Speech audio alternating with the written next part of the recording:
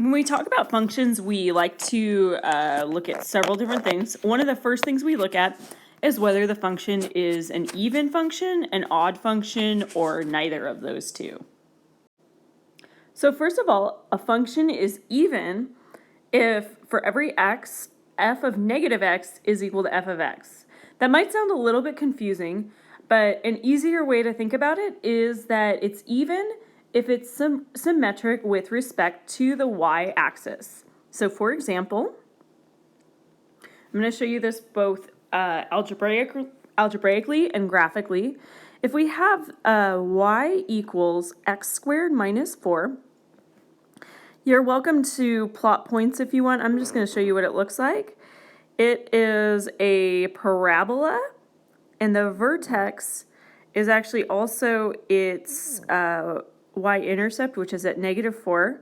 By the way, I did not draw this to scale, but hopefully you get the idea.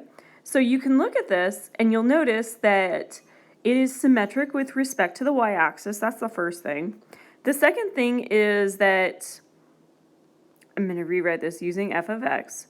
If you were to substitute in f of negative x for x, what you would find is that, keep in mind that a negative squared, or a negative times a negative, becomes a positive. So you would find that this actually would be equal to your original function. So that's an even function.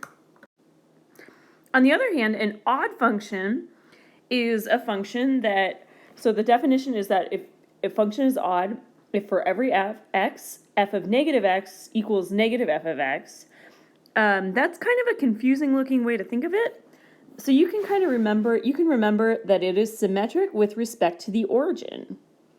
So for example, let's say we have y, or f of x, is equal to x cubed. So we'll draw that one. If you remember x cubed, it looks kind of like that. Again, graph is not perfect, but hopefully you get the idea. So this is symmetric with respect to the origin. What you're going to find, for example, is you have the point like 2, 8. That's an example of one point. The point -2, -8 is also going to be on the graph. So that's what it means by symmetric with respect to the origin. If you decide that you would like to check that it is odd using algebra, if you substitute in negative f of x, or negative x for x, you are going to get negative x to the third. We know that if we have a negative to a odd power, a negative times a negative times a negative gives you another negative. So this is going to be negative x cubed, which is actually the exact opposite of what we started with. So that's where that first part of the definition of that comes in. Here we have a few examples. So in order to check if something is even, odd, or neither, you are going to substitute in negative x for that x. So what you're going to look for, by the way, is you are going to look for either f of x. In that case, if you get f of x in the end, it's even. Or you're going to look for, if you put in f of negative x, you're going to look for negative f of x, which means the exact opposite of what you started with. Neither means you didn't get either of those. So for number one, if we substitute in the absolute value of negative, we get the absolute value of negative x minus 5. Remember the rules of absolute value. If you have a negative in there, it becomes a positive. So we get the absolute value of x minus 5. That's exactly what we started with. And you'll notice this is the definition of an even function, actually. So that one's even. For number two, we are going to do the same thing. When I substitute in a negative, I end up getting negative x to the third. Keep in mind we have a negative to an odd power, it becomes negative. Then I have negative times a negative.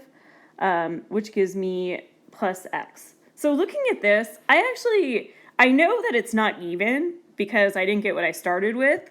However, I'm not quite sure if it's odd. So what I'm going to do is I am going to just go off to the side. I don't have room on the side, so I'm going to do it down below.